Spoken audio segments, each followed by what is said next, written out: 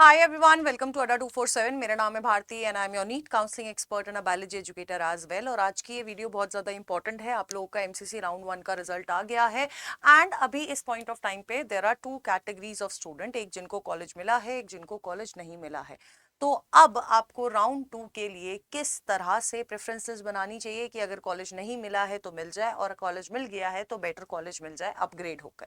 ठीक है, तो उसके बारे में डिस्कस कर लेते हैं। सबसे पहले लेट्स डिस्कस अबाउट आपका जो अलॉटेड स्टूडेंट है ना, अलॉट हुआ है जिनको कॉलेज, उनके बारे में बात कर लेते हैं जिनको कॉलेज अलॉट हो गया है। अब कॉलेज अलॉट हुआ है तो फॉर एग्जाम्पल जब आप लोगों ने, अगर आपने खुद से काउंसलिंग कराई है और आपने जब प्रेफरेंसेस बनाई होगी, ऐसा मैं मान रही हूँ, ऐसा मैं सोच रही हूँ कि तुमने इतनी लाइव और इतनी वीडियोस देखने के बाद रिसर्च करके प्रेफरेंसेस बनाई होगी।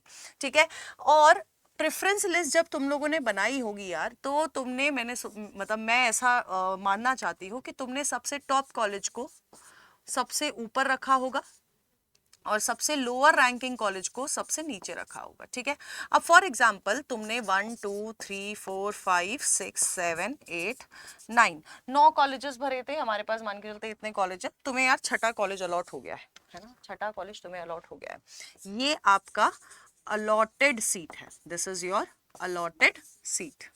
ठीक है, चलो अलॉटेड सीट मिल गई है। अब मुझे राउंड 2 के लिए प्रेफरेंस लिस्ट बनानी है, तो कोशिश हमें ये करनी है कि ये सारे नीचे वाले जो कॉलेजेस हैं, हमें ये कॉलेजेस फिल नहीं करने हैं। ठीक है, हमें ये कॉलेजेस फिल नहीं करने हैं। क्यों नहीं करने हैं? क्योंकि अपग्रेडेशन का मतलब क्या है?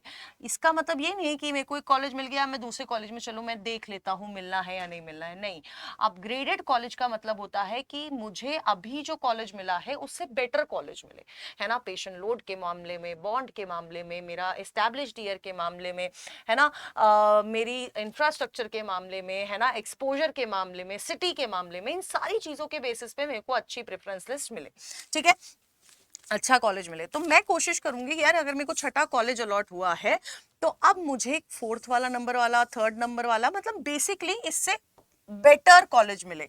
तो मैं अब राउंड 2 में मुझे जो कॉलेज मिले हैं उनसे बेटर कॉलेज मुझे मिले।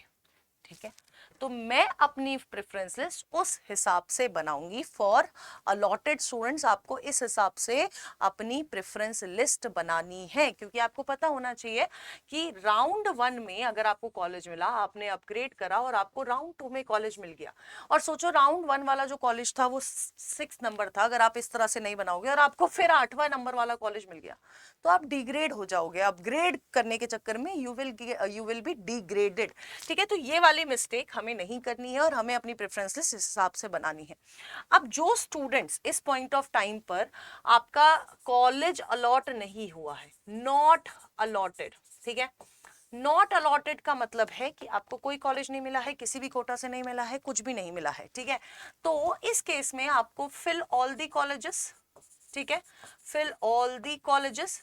और जब आप प्रेफरेंस लिस्ट बनाएंगे तो प्रेफरेंस लिस्ट सबसे पहले एस्टैब्लिश्ड ईयर, क्योंकि ये इजी टू फाइंड आउट है, आप लोग फाइंड आउट कर सकते हो, जितना पुराना कॉलेज होगा वो उतना ही अच्छा एक्सपोजर, उतना ही अच्छा पेशेंट लोड उसमें मिलेगा, है ना। हो सकता है उसका इंफ्रास्ट्रक्चर खराब हो, बट हाँ एस्टैब्लिश्ड ईयर के बेसिस पे एक्सपोजर आपको मिल जाएगा।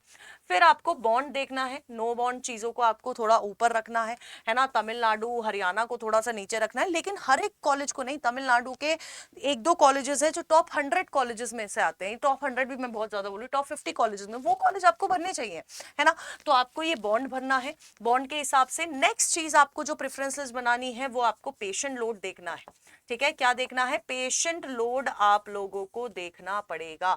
और जब आप ये चीजें, तीनों चीजें देखोगे, उसके बाद आपको फोर्थ चीज जो देखनी है, पीजी सीट्स। ठीक है, अगर आपने राउंड 1 में कोई भी रिसर्च नहीं करी थी और बिना रिसर्च के प्रेफरेंसेस भर दी थी, please now you have time, अभी तो राउंड 2 का शेड्यूल भी आएगा, फिर हम लोग आगे बढ़ेंगे, तो आपकी जो पीजी सीट्स और इन सारी चीजों के बेसिस पे अपनी एक प्रेफरेंस लिस्ट बनाए।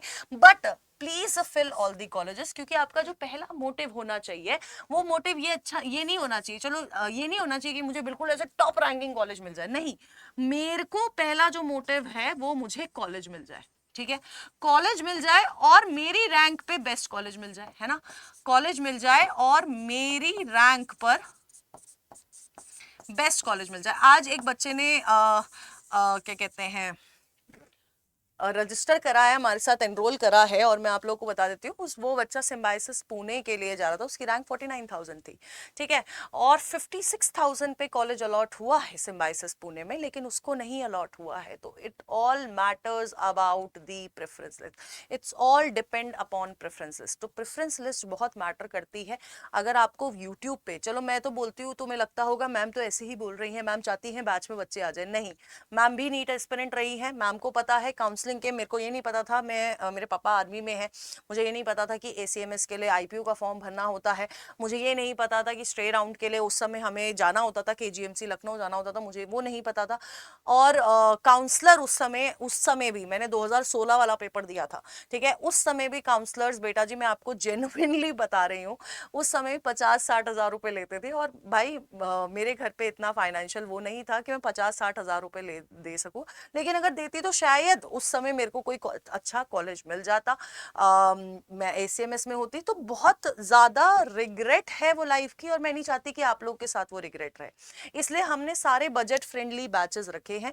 आप एनरोल कर सकते हो, आप चाहे 1 वाले में एनरोल करो, अगर आपको जनरलाइज प्रेफरेंसेस चाहिए, जनरलाइज का मतलब है आपको सारे कॉलेजेस मिलेंगे, there will be no customisation, वो सारे कॉलेजेस टॉप से लेके लोअर रैंकिंग कॉलेज में होंगे, ठीक है। आप चाहे 1 प्रो अल्टीमेट लो, वहां पर आपको काउंसलर मिल जाएगा, आप उससे अपने डाउट्स क्लियर कर सकते हो, आपको पता होना चाहिए कि डॉक्यूमेंट्स क्या लेके जाने हैं, क्या फॉर्मेट होना चाहिए, सारी चीजें पता होनी चाहिए, क्योंकि उधर पर जाके जब कॉलेज अलॉट हो जाए और फिर डॉक्यूमेंट की वजह से कैंसिल हो जाए ना बेटा, बहुत ज्यादा खराब लगता है, ठीक है। आप हमारा जो नया एस नीट एस काउंसलिंग वाला बैच आया, जिसमें आपका रजिस्ट्रेशन, चॉइस फिलिंग भी हम लोग करके देंगे, है ना, सिर्फ पेमेंट आपको अपने एंड से करनी है, क्योंकि हम आपसे कोई भी पैसा नहीं लेंगे एक्स्ट्रा।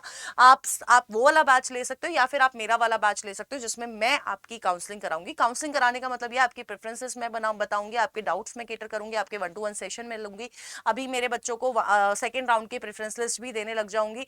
तो आप बैच में एनरोल करो, और हमने आपका बैच 1 वाला 2200 का है, फिर आपका अल्टीमेट वाला 5000 का है, जो कि 4700 कुछ का पड़ रहा होगा अभी, ठीक है, और आपका 1 प्रो, ये जो आपका एस काउंसलिंग वाला बैच है वो 8500 का है, और मेरा वाला बैच 7200 का है।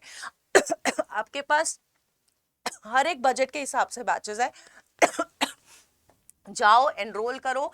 बजट आपके जो बैचेस के लिंक है वो आपको कमेंट बॉक्स में मिल जाएंगे, and to get the maximum discount आपको यही कोड यूज करना है, या तो आप हमारे नंबर पे कॉल कर सकते हो, विच इज 5704257824 पर। इसके अलावा कोई भी डाउट है, do let me know in the comment box. Till then tata bye bye, take care and all the best.